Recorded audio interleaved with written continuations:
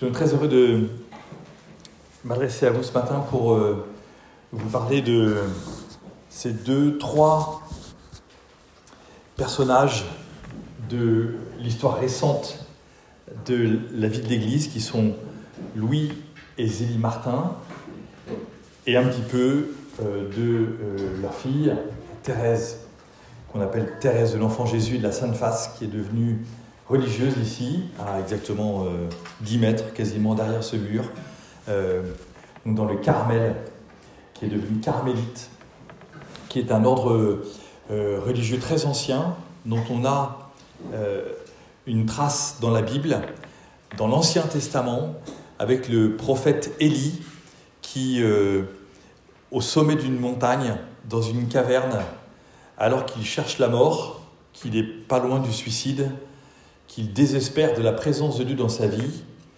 va faire cette expérience de Dieu qui est celle de la tendresse, comme une brise légère qui va venir caresser son visage. Et au moment où Élie, donc sur le mont Carmel, qui est un mont aujourd'hui sur la Terre Sainte, entre la Palestine, l'Égypte et Israël, au moment donc où Élie va venir faire cette expérience d'une mort qui l'attend, Dieu va se révéler à lui par la tendresse. Et il me semble que dans votre vie de couple, je peux vous dire que il est probable, voire même certain, que plusieurs fois dans votre vie de couple, la mort fasse son irruption violente dans votre vie.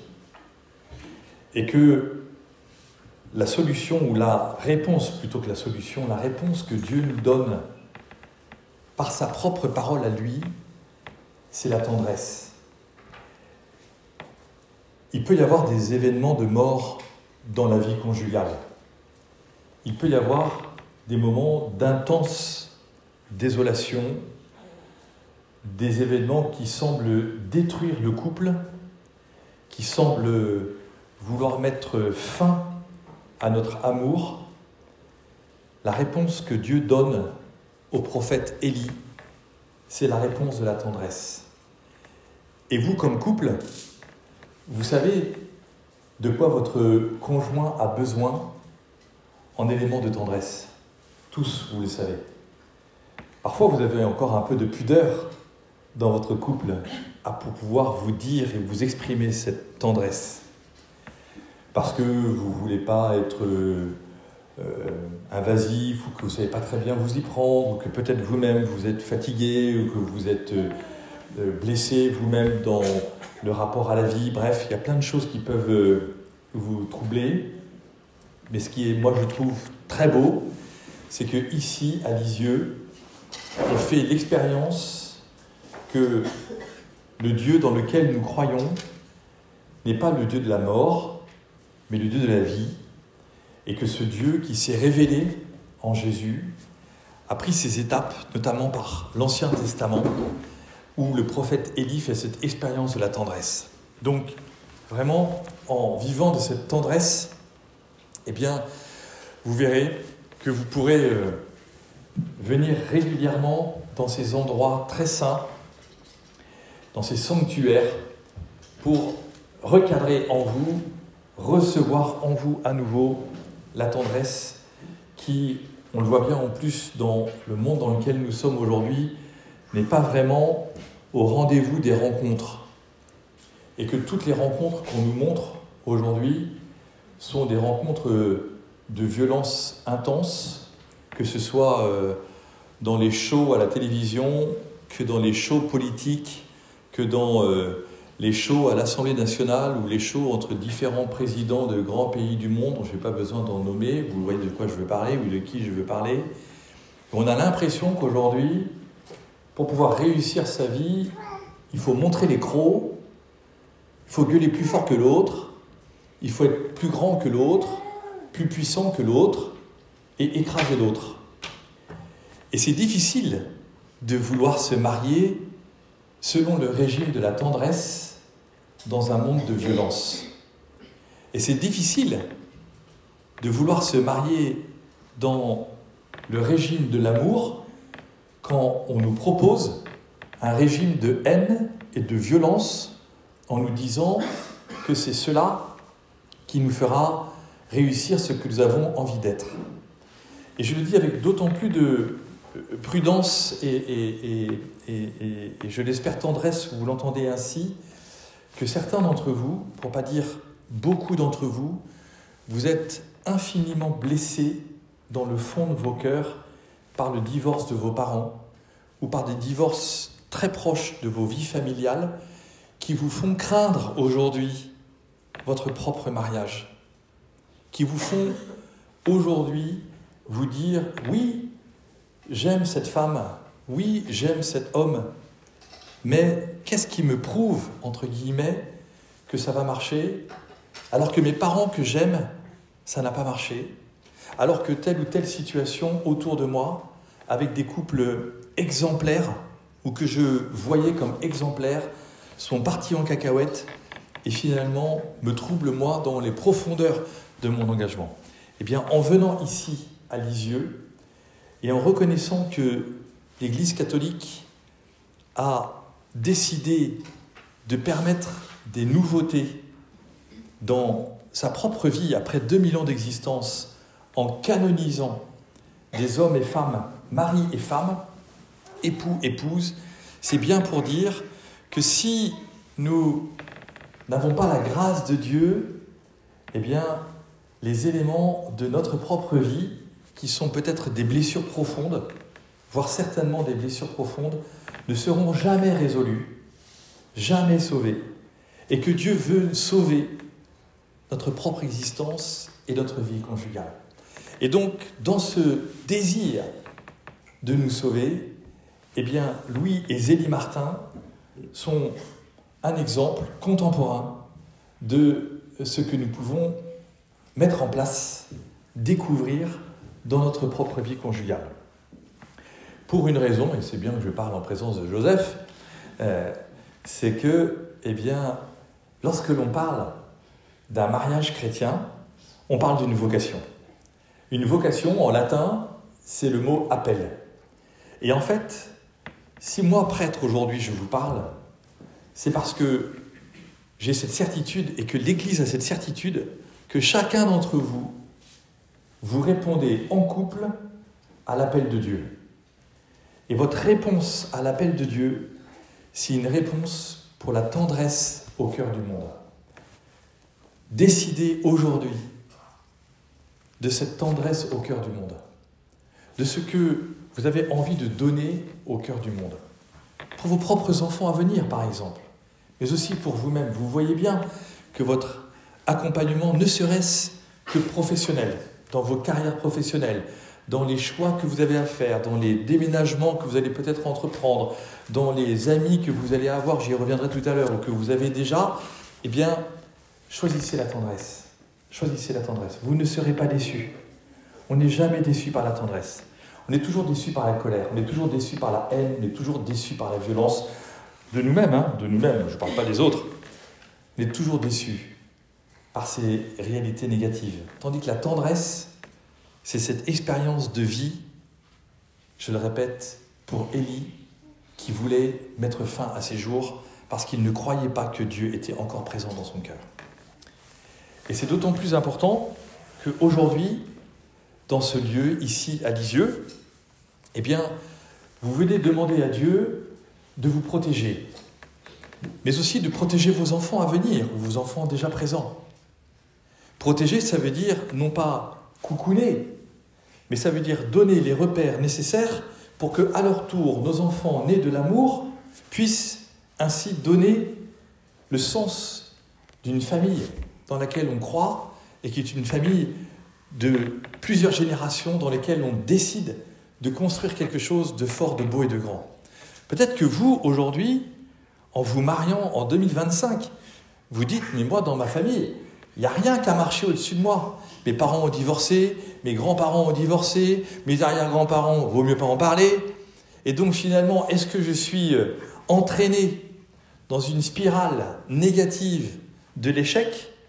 Ou bien est-ce qu'avec mon conjoint, bénis par Dieu, encouragés par l'Église, accompagnés par l'Église, nous allons pouvoir créer quelque chose de nouveau, de grand, de beau, qui sera un symbole pour notre monde aujourd'hui. J'ai lu il y a 15 jours que votre génération en 2025, même si nos âges sont assez différents, vos âges sont assez différents, notre génération en 2025 là, est déjà une génération radicalement différente de celle du début des années 2010.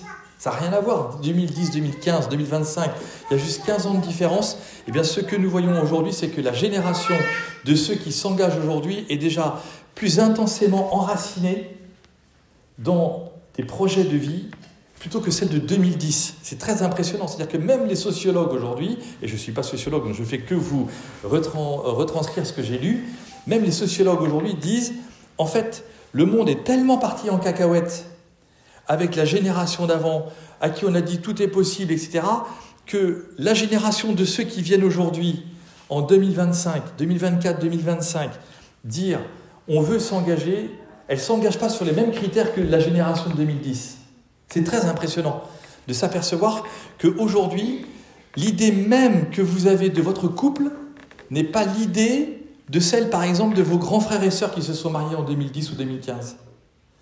L'idée même que vous avez de la fidélité dans le mariage, ce n'est pas la même idée que ceux qui sont très proches de vous et qui sont peut-être vos collaborateurs ou vos aînés dans le travail. Et ça, pour nous, c'est une obligation morale très forte de la part de l'Église, et c'est la raison pour laquelle nous vous accompagnons, et qu'aujourd'hui, il y a des couples qui vous accompagnent, des prêtres qui vous accompagnent, et qu'on en discute beaucoup entre nous, en se disant, en fait, il y a un véritable enjeu au cœur de l'Église aujourd'hui, qui est de dire, ceux qui veulent s'engager, puisqu'ils attendent des éléments forts, donnons-leur des éléments forts pour leur propre vie, parce que si nous avons peur, nous, de dire ce que nous voyons dans vos cœurs, qui vous le dira ? Ce n'est pas votre chef d'entreprise, ce n'est pas votre collaborateur, ce n'est pas votre avocat en vue du divorce, c'est pas... voyez, si ce n'est pas les prêtres qui vous le disent, si ce n'est pas l'Église catholique qui vous le dit, qui vous le dira ? Donc aujourd'hui, vous demandez à Dieu de vous bénir. Pour demander à Dieu, non seulement en bénissant votre couple, de bénir vos enfants et de bénir vos petits-enfants. Et vous voyez bien tous les enjeux aujourd'hui qui sont des enjeux spirituels majeurs, c'est-à-dire des enjeux de l'esprit. Qu'est-ce que vous faites de vos âmes ? Qu'est-ce que vous faites de vos cœurs ? Qu'est-ce que vous faites de votre projet qui fait que vous êtes là aujourd'hui et qu'en étant venu ici à Lisieux, finalement, vous vous demandez peut-être ce qui va se passer pour vous. En tout cas, moi, ce que je vois, c'est qu'il y a, comme le disait Jean-Paul II, un évangile de la famille qui est en train de se mettre en place dans l'Église catholique et qui n'est pas pour simplement l'Église catholique, ça n'a aucun intérêt, mais pour le monde entier. C'est-à-dire qu'en fait, vous êtes en train de devenir des repères pour ceux qui vous regardent, et vous allez devenir des repères pour vos enfants, et vous allez devenir des repères pour vos collaborateurs, et vous le voyez bien qu'autour de vous, vous êtes un nombre incroyable à me le dire, je commence à vous rencontrer les uns après les autres, un par un, pour qu'on puisse discuter de votre projet de mariage. Vous êtes un nombre encore incroyable, ici même dans cette salle, à me dire, nous on est les premiers de notre génération à se marier, on n'a personne autour de nous, il y en a certains d'entre vous qui ne sont jamais allés à un mariage dans l'église, jamais. Il y en a certains qui ne savent pas à quoi ressemble un mariage catholique. Alors vous avez des idées américaines, embrasser la mariée, ok, très bien, vous avez des films épouvantables avec le mec qui tombe dans la flotte au milieu d'un bar, de ce que vous voulez, n'importe quoi, du délire absolu. Voilà, vous avez des célébrations qui ressemblent à rien, où on vous fait croire que c'est un petit coup spirituel. C'est pas ça que vous voulez. Vous voulez pas un sketch. Vous voulez du spirituel. Vous voulez l'œuvre de Dieu.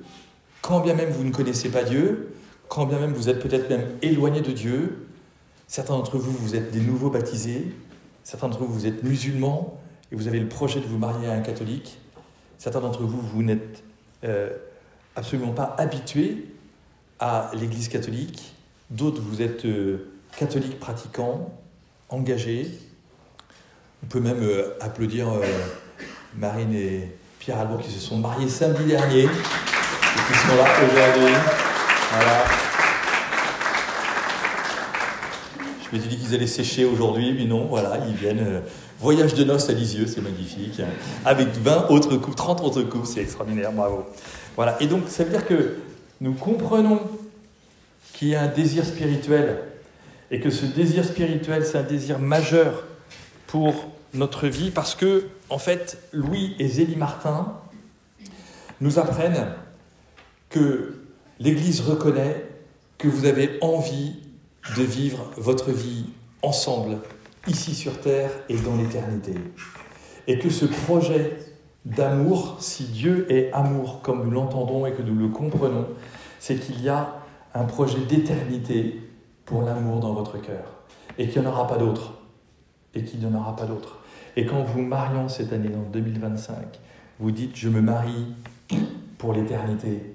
Je me marie pour toujours. » Et je veux te le dire, et je veux le dire à tous ceux qui viendront à notre mariage. Et même si on est 4 à notre mariage, tout au long de notre vie, je dirais qu'effectivement, il y a une réalité qui ne se séparera jamais de moi. Et j'ai appris quelque chose en travaillant ce petit enseignement que je vous fais maintenant, c'est la raison pour laquelle on met l'anneau à l'annulaire. Vous savez ça ? Alors il y en a qui savent pourquoi ?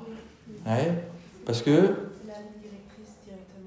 Exactement. Parce qu'il y a une veine cordiale.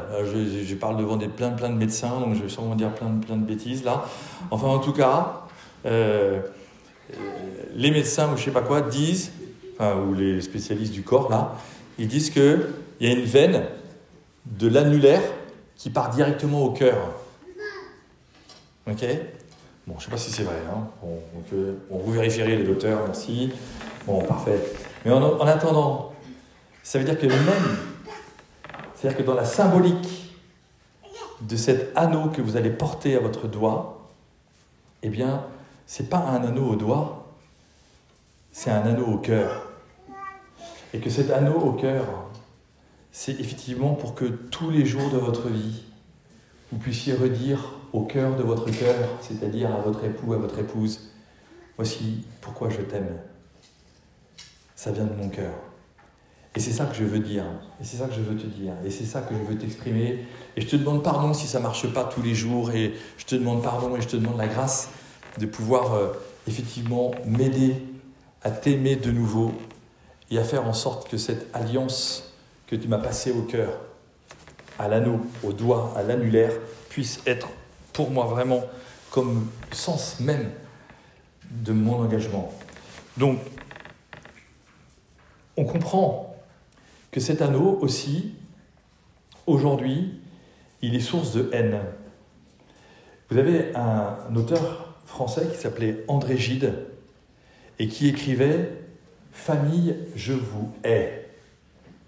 Et quand on regarde un peu l'histoire de ces auteurs qui cassent les familles en permanence, on voit qu'en fait, ils expriment des blessures profondes qui viennent de leur cœur.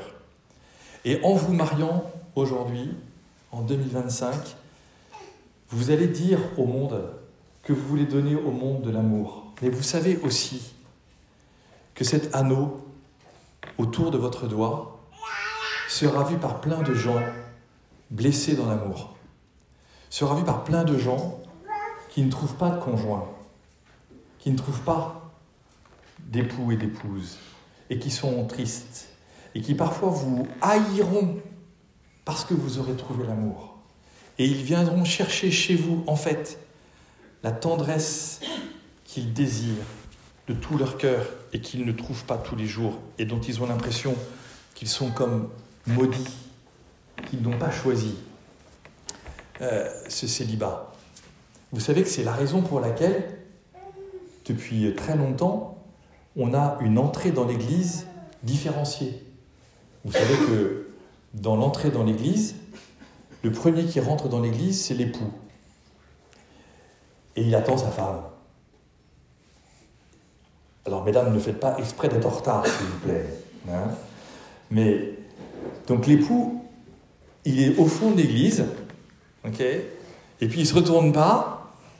Et puis, alors maintenant, avec le drame de tous les téléphones, là, il n'y a plus personne qui regarde en vrai la mariée. Tout le monde prend des photos. C'est l'enfer. Et donc, il faut regarder la mariée. Et pourquoi faut-il regarder la mariée ? Non pas pour dire, ouais, comme elle est belle, parce que c'est vrai, D'accord? Mais d'abord, c'est pas aux autres de dire que la mariée est belle, c'est au mari de dire que la mariée est belle. Et c'est surtout que, en fait, quand la mariée traverse la nef, c'est l'image biblique de la première page de la Bible qui dit, quand Adam voit Ève pour la première fois, voici l'os de mes os, la chair de ma chair. Et donc, quand la femme traverse l'Église, effectivement, peut-être au bras de son père, eh bien, c'est la fin du célibat pour l'homme et la femme. Et c'est une guérison profonde. Et c'est une transformation profonde de notre existence. Parce que du coup, on comprend pourquoi Dieu dit « Il n'est pas bon que l'homme soit seul ». Mais l'homme, au début du mariage, dans l'Église, fait cette expérience ultime, pendant quelques secondes encore, d'attendre sa femme qui arrive du fond de l'Église et qui traverse la foule en délire, avec ses téléphones et nanana, voilà, pour dire « Je viens à toi ». Et l'autre, voici l'os de mes os et la chair de ma chair. Il y a plein de symboliques dans l'entrée dans l'Église. Une symbolique absolument énorme et magnifique qui vous rappelle d'où est-ce que nous venons. Alors, effectivement, on travaille ainsi avec Louis et Zélie Martin à comprendre que quand l'Église les canonise en disant « Désormais, ils sont Saint Louis et Saint Zélie », pour la première fois quasiment dans l'histoire de l'Église, ce n'est pas des gens qui ont écrit des bouquins, ce n'est pas des gens qui ont construit des églises, ce n'est pas des gens qui ont construit ou fondé des communautés religieuses. Non, ils sont mari et femme. Et ils sont canonisés parce qu'ils sont mari et femme. Ils ne sont pas canonisés parce qu'ils ont créé des grandes basiliques ou qu'ils ont fait des pèlerinages. Non, ils sont saints et saintes de la vie ordinaire. Et notre monde a besoin de saints et de saintes de la vie ordinaire, c'est-à-dire de cette certitude que Dieu agit dans l'ordinaire de notre vie. Vous savez, quand Jésus apprend la prière à ses apôtres, il dit, quand vous priez, dites que ton nom soit sanctifié, que ton règne vienne, que ta volonté soit faite sur la terre comme au ciel. Donne-nous aujourd'hui notre pain quotidien. Donne-nous aujourd'hui, dans l'ordinaire de notre vie, donne-nous aujourd'hui cette présence de Dieu. Et donc, Louis et Zélie Martin sont des saints ordinaires. Ce ne sont pas des saints dont on va pouvoir dire des choses extraordinaires. C'est précisément parce qu'ils sont ici avec nous, dans cette ville de Lisieux, petite ville de Lisieux, tout à fait ville ordinaire du milieu de la France, qu'on comprend qu'ils nous sont donnés en nous donnant quelques repères. Tout d'abord, ils se sont aimés et en s'aimant l'un l'autre, ils ont découvert l'un et l'autre quels étaient leurs talents, leur grâce, leur charisme, leur force et leur faiblesse. Et ça, c'est très simple à vivre pour chacun d'entre nous de tous les jours. Ils arrivaient d'Alençon, Louis était horloger, Zélie était dentelière, et puis le travail de Louis n'a pas marché. Et à cette époque-là, de manière assez belle et très humble et pas du tout habituelle, eh bien, Louis a décidé de travailler avec Zélie dans le travail de Zélie en devenant dentelier comme elle. Le point d'Alençon, qui est aujourd'hui un des points de dentelle tout à fait exceptionnels au monde où on cherche à recréer des travailleurs qui vont avoir le courage de faire ce petit point d'Alençon. Et puis, ça c'est l'ordinaire de leur vie. Dans l'ordinaire de leur vie, il y a effectivement le fait qu'ils vont être très éprouvés parce qu'ils auront le désir de la fécondité, ils vont avoir 9 enfants et 4 morts, dont 4 qui vont mourir. On est à la fin du 19e siècle, il n'y a pas du tout la médecine comme celle que nous avons aujourd'hui, et encore moins la médecine comme on a aujourd'hui en France, parmi une des meilleures du monde, les plus protectrices, les plus belles et les plus magnifiques, les plus attentives à la réalité de chacun. Eh bien, du coup, Louis et Zélie vont avoir vraiment le désir de la vie intense. Et finalement, voilà, sur les 9 enfants qu'ils auront, il y en a 5 qui vont survivre. Quelques-uns avec des grandes difficultés de maladie. Léonie qui sera effectivement fatiguée dans sa tête depuis le début de sa vie, et puis Thérèse que nous connaissons un petit peu, qui va mourir à 24 ans et qui dans des souffrances épouvantables. Et donc ce que nous comprenons, c'est que vous aussi, quand vous vous engagez aujourd'hui, vous ne savez pas de quoi sera fait demain, mais parce que vous vous engagez dans la tendresse de Dieu, vous vous engagez pour vivre de cette tendresse jour après jour et à apprendre à vous aimer, à prier les uns avec les autres, à prier l'un avec l'autre et à vous soutenir comme Louis et Zélie Martin ont réussi à le faire. On n'est pas ici dans des histoires belles et légendaires, on est dans des histoires simples, belles de la vie ordinaire de tous les jours. Ce qui est très intéressant ou surprenant, en tout cas moi c'est ce que j'ai appris encore une fois en travaillant un peu sur leur histoire, c'est que Louis et Zélie se sont mariés à la mairie le 13 juillet 1858. Mais là, jusque-là, c'est pas un problème, sauf que c'est un mardi, bon, on se dit tiens, ok, on se mariait pas du tout uniquement le samedi comme on faisait, comme on le fait aujourd'hui au XXIe siècle. Donc ils se sont mariés un mardi, et surtout ils se sont mariés à 22h. À la mairie à 22h. Bizarre. Et ils sont allés après direct à l'église. Donc ils se sont mariés ils sont mariés donc civilement le 12 juillet à 22h et ils sont mariés le 13 juillet à minuit. Ok ? Vous imaginez, vous faire ça, un truc comme ça ? Non, c'est pas prévu comme ça. Ok, enfin, j'ai pas l'impression, j'ai pas le souvenir que ma secrétaire ait noté sur mon agenda mariage à minuit. Voilà. Mais c'est parce que, en fait, à l'époque, on ne pouvait pas communier à la messe si on n'avait pas jeûné pendant plus de 6 heures. Et donc, il y avait une tradition qui s'était mise en place, notamment en Normandie, parce qu'on sait que les Normands mangent beaucoup et bien, qui faisait que, on autorisait les mariages à minuit, parce que le jeûne commençait à partir de minuit. Donc, eux, en se mariant à minuit, même s'ils avaient dîné à 20h, par exemple, on remettait les compteurs à zéro à minuit. Pas fou les Normands quand même, hein, Donc ça veut dire qu'ils se marient civilement à 22h et ils vont à l'église à minuit. Et c'est là qu'ils vont pouvoir ainsi communier. Ce qui est très beau au-delà de cette farce un petit peu d'un mariage à minuit. Moi, j'ai encore jamais célébré le mariage à minuit. S'il y en a qui ont des projets comme ça, dites-le moi. Je fais des baptêmes à 5h du matin. Voilà, donc ça, il n'y a aucun problème, ça je sais faire. Mais j'ai fait des messes à 22h cette année à l'église de la Madeleine tous les mardis soirs. Donc très bien. Peut-être là que vous voulez vous marier, non ? Et donc, voilà. En tout cas, le projet pour eux, c'était d'être fidèle à Dieu, d'être proche de la communion avec Dieu et de pouvoir ainsi communier à la messe en respectant la règle de l'Église qui était de ne pas avoir mangé à 6 heures avant leur mariage. Ce qu'on découvre aussi avec Louis et Zélie Martin, c'est que ce sont des couples, c'est un couple qui non seulement s'aime, mais se le dit et se l'écrit. C'est un petit détail que je voudrais vous donner. Je me demande s'il ne faudrait pas arrêter entre vous les WhatsApp et les SMS. Vous voyez ? Pour vous parler. Parce que sinon, votre amour avec votre conjoint va devenir comme un groupe WhatsApp famille, WhatsApp boulot, WhatsApp copain, WhatsApp sortie, machin, etc. Apprenez à vous dire les choses. Vous voyez ? Et à prendre le temps de vous dire les choses en disant, on dira ce soir, on va prendre le temps ce soir, ou demain, ou ce week-end, de pouvoir se dire les choses, de pouvoir apprendre à nous l'écrire. Vous pouvez aussi vous écrire.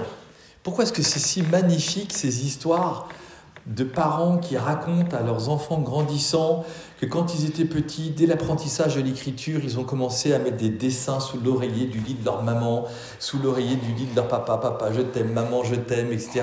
Et pourquoi finalement quand on grandit, on ne s'écrit plus les choses. Et s'écrire les choses, s'écrire des mots d'amour, et pas simplement par SMS. Alors si vous le faites, c'est très bien, mais en écrivant une carte postale, une carte de quelque chose. Peut-être que ce week-end, vous pourriez faire ça, là. Vous pourriez écrire une carte à votre conjoint, vous l'envoyez. Puis il va la recevoir lundi ou mardi. Et puis, en vous disant des choses belles et grandes. Vous voyez, pour pouvoir vous écrire.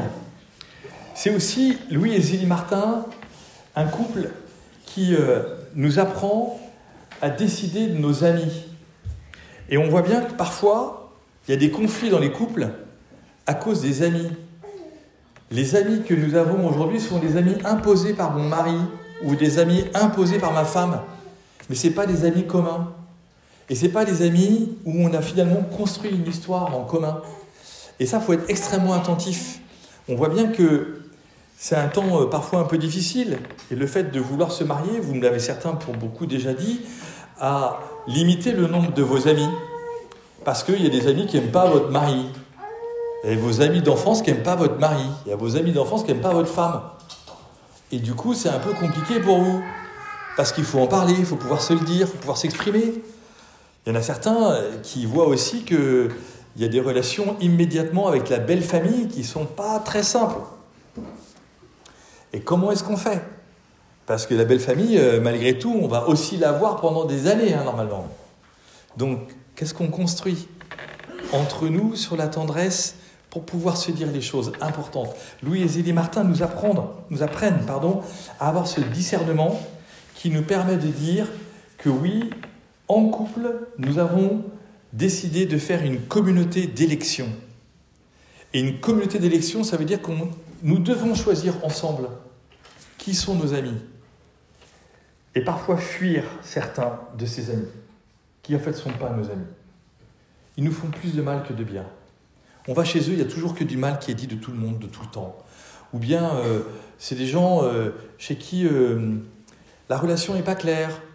Ou bien chez qui on parle que de nourriture et que d'alcool.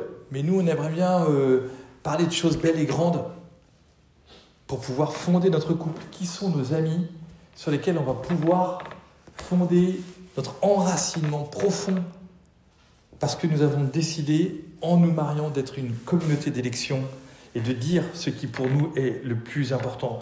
On peut avoir des amis de loisirs, ça c'est pas une difficulté. On peut avoir des amis plaisir, mais est-ce qu'on a des amis profonds ? Et là vous allez voir qu'on n'en aura pas 50 000. Mais des gens comme Louis et Zélie qui osent dire « Oui, nous sommes une communauté d'élection, oui, l'alliance que j'ai à mon doigt va à mon cœur. Et donc, ce qui va à mon cœur, c'est ça l'essentiel. Et comme c'est cet essentiel-là, eh bien, je veux me mettre sous le regard de Dieu parce que mon idéal en moi est beaucoup plus fort que des amis qui vont simplement m'inviter à faire des fêtes. En fait, c'est plus exactement la même chose. Et ceux qui ont des enfants parmi vous, vous savez très bien qu'on fait moins de fêtes en ayant des enfants. Ou alors, je ne sais pas comment vous faites. Bon. Mais en tout cas, il faut nous apprendre la solution. Mais vraiment, il y a des choix à faire. Et qu'en fait, on fait des choix. Mais ne faites pas les choix par défaut liés à l'arrivée d'un enfant qui fait que non, on n'a plus le temps de se voir. Mais faites les choix maintenant quand vous n'avez pas d'enfant en disant « Nous sommes une communauté d'élection.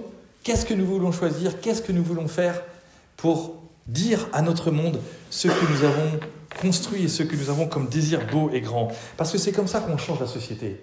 Parce que c'est comme ça qu'on transforme la société. C'est parce que c'est comme ça qu'au cœur de notre vie, eh bien, nous disons qui va nous soutenir ? Comment nous nous soutenons mutuellement ? Comment est-ce que nous nous encourageons mutuellement ? Qui va nous encourager ? Qui va nous accompagner ? Qui est là aujourd'hui et qui sera là demain ?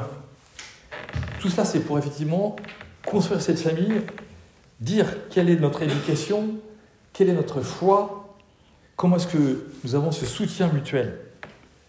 Le mariage, aujourd'hui, il est en train de transformer la société. Et on nous dit le contraire. On nous dit que le mariage, c'est fini, que maintenant, il faut passer de couple à trouble, qu'il faut passer d'une capacité à pouvoir véritablement tout changer tous les 10 ans, et puis que finalement, si ça tient 15 ans, ok, puis après, on changera, on fera autre chose. Non, c'est pas vrai. Dites votre idéal. Dites votre idéal. 85% des jeunes entre 10 et 15 ans à qui on dit « Qu'est-ce que tu as envie de faire plus tard ?» disent « Créer une famille ». 85%. Leur bonheur absolu, c'est la famille. Et on s'en souvient de ça. Et on a ce projet immense qui est effectivement de dire ce que nous avons envie de faire. Alors aujourd'hui, on reconnaît, en étant à Lisieux, avec Louis et Zélie Martin, que pour dire votre idéal, eh bien, vous allez aussi dire quelles sont vos faiblesses, quelles sont vos limites, comment vous avez besoin de l'autre. C'est une expérience de la vérité qui vous donne une expérience de la tendresse et qui vous donne cette expérience du pardon. Et cet après-midi, c'est ce que nous allons vous proposer, peut-être de manière un peu surprenante pour beaucoup d'entre vous. C'est une proposition. Mais nous avons demandé au prêtre de Lisieux de venir vous rejoindre dans la basilique de Lisieux pour que vous puissiez vous confesser.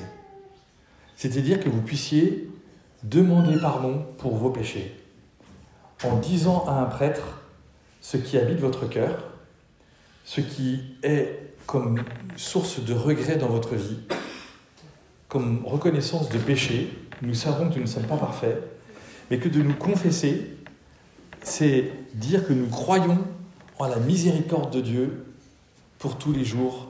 Et parce que nous sommes catholiques, eh bien nous voulons nous confesser. Alors il y en a même certains qui ne sont pas catholiques, mais qui pourront se confesser. Parce que tout le monde peut se confesser, tout le monde peut confesser ses péchés. Et les prêtres savent quelles sont les prières qu'on peut dire et qu'on peut faire. Donc si vous n'êtes pas catholique, et que vous allez voir un prêtre en disant « je viens confesser mes péchés », vous dites que vous n'êtes pas catholique, et le prêtre saura faire la prière pour vous, pour demander à Dieu le pardon de vos péchés. Si vous êtes catholique, vous dites « je suis catholique, je suis là dans un week-end de préparation au mariage, et donc je viens confesser mes péchés ». On peut se confesser peut-être même dans d'autres langues, hein, pour ceux qui sont anglophones. You will even have a priest who speak English, so you will be able to confess your sins in English, no problem. Okay? Donc, on comprend que cette proposition qu'on va vous faire, c'est pour rentrer dans l'espérance. Moi, quand j'étais petit, avec mes parents, qui étaient catholiques, eh bien, au moins, dans mon souvenir, au moins une fois par an, on allait se confesser à la cathédrale. On habitait à Rouen, et donc on partait se confesser à la cathédrale. Mais dans mon souvenir, le plus intense, le plus incroyable, c'est que mon père, qui était une armoire à glace avec une grosse voix forte et qui gueulait tout le temps, c'était lui le premier qui allait se confesser. On rentrait dans la cathédrale, il allait se mettre à genoux auprès d'un prêtre, il demandait pardon pour ses péchés, et nous on était derrière, et les enfants on se disaient si notre père s'est confessé, on va aller se confesser, c'est notre mère qui se confessait en dernier. Et moi, pour moi, c'est un souvenir tout à fait impressionnant de cette simplicité avec laquelle mon père et ma mère, devant leurs enfants, reconnaissaient devant un prêtre qu'il n'était pas parfait. Et bien, c'est une aide magnifique et grande et belle pour pouvoir justement dire qu'est-ce qui habite notre cœur, pour dire, oui, je me marie et j'ose dire à mon conjoint que je ne suis pas parfait et je demande pardon à Dieu pour mes péchés. Et faire cette expérience ici à Lisieux, c'est aussi pour vous dire qu'il y a des lieux en France, parce qu'on a cette chance incroyable, magnifique, spirituellement extrêmement forte, d'habiter dans un pays où Dieu parle, où il parle depuis 1600 ans. Eh bien, il y a des lieux que je voudrais vous inviter à inscrire dans votre cœur et dans votre vie de tous les jours. Lourdes, Lisieux, Notre-Dame de Paris. Qui est déjà allé à Notre-Dame de Paris depuis la réouverture de Notre-Dame de Paris? Ok, très bien, bienvenue tous les autres. Hein, il faut y aller, il faut décider d'y aller à Notre-Dame de Paris. Et le plus simple, hein, c'est comme pour le mariage de Louis et Zélie Martin à minuit, le plus simple c'est 8h du matin. Hein. Ok, vous partez de Paris, moi j'ai fait ça. Hein. Départ de Rouen à 5h30 du matin, parce qu'il faut passer au concours avant 7h, hein, sinon on est foutu. Vous vous garez à côté de Notre-Dame, vous êtes à 7h15 sur la place Notre-Dame de Paris, 7h15, hein, parce que 7h30 la place est pleine de monde. Voilà. Vous attendez 8h ouverture de la cathédrale, messe à 8h, à 8h30 vous êtes sorti. À 10h vous êtes à Rouen. Ok ? Très bien. Il faut faire ça. Vous vous rendez compte, il y a des millions de personnes qui attendent de pouvoir venir à Paris. Nous, on habite à 1h30 de Paris, on dira bon, on va voir un peu plus tard, ouais, c'est pas très bien. Alors c'est des trésors pour nous. C'est des trésors. C'est pas des trésors d'architecture, c'est des trésors de tradition catholique qui fait que il y a je sais pas combien de millions, de dizaines, centaines de millions d'euros qui ont été dépensés, donnés par le monde entier pour restaurer Notre-Dame de Paris, et nous, on n'y va pas. Mais on croit à la tradition. Il faut y aller à Notre-Dame de Paris. Il faut prendre ce choix, exactement comme vous faites le choix aujourd'hui d'aller à Lisieux, pour dire, il y a des lieux, il y a des sanctuaires, il y a des choses extraordinaires qui nous sont données ici en France et qui sont des repères pour chacun d'entre nous. Parce que vous verrez qu'effectivement, dans ce temps qui nous est donné et qui vous est donné pour pouvoir vous marier aujourd'hui, eh bien, repérez quels sont les sanctuaires, les lieux saints pour votre propre vie. Louis et Zélie Martin, ils sont venus habiter ici. Ils n'avaient pas du tout prévu de faire un sanctuaire, ils n'en ont pas fait. Et tout à l'heure, on verra leur tombe. On a fait une tombe, ils sont dans le même cercueil. C'est extraordinaire de se dire ça. Est-ce que vous dites, tiens, j'aurais peut-être le même cercueil que ma femme ou mon mari. Vous voyez, incroyable. Voyez, et donc ça s'appelle un reliquaire, vous verrez, c'est une très belle petite chapelle juste à côté dans la basilique. Ils sont dans le même cercueil. Waouh, ça c'est complètement dingue. C'est-à-dire que même dans la mort, ce que Dieu a uni, que personne ne les sépare.